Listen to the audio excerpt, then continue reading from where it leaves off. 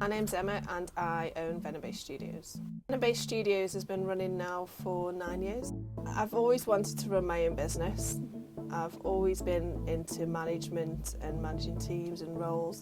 So to run Venombase Studios and kind of take it from where it was at that point to where it is now, it's just two completely separate Venombases.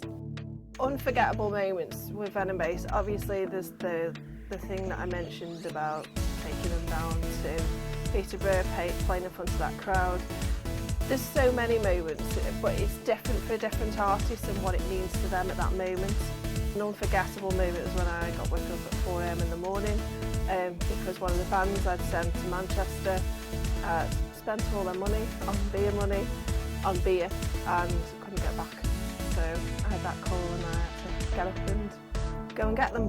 Stoke-on-Trent's music scene is coming back to where it belongs. We kind of had a dip in the music scene, probably. I'd say there's kind of like an 18-month dip. It's coming back to where it kind of should be.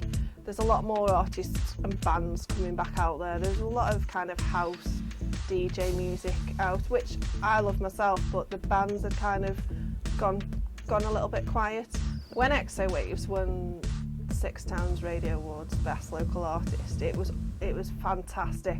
They'd been out on the scene since August last year.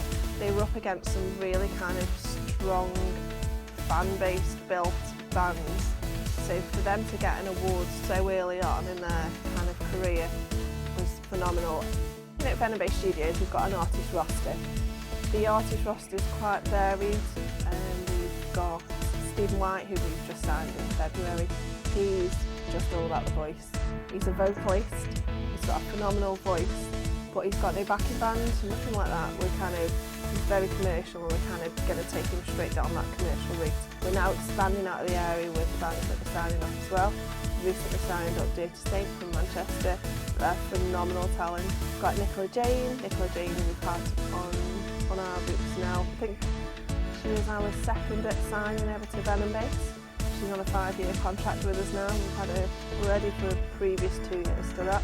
She's acoustic, we're ready to relaunch her now in 2016. We've got XO Waves signed to management. We signed them back in July 2015.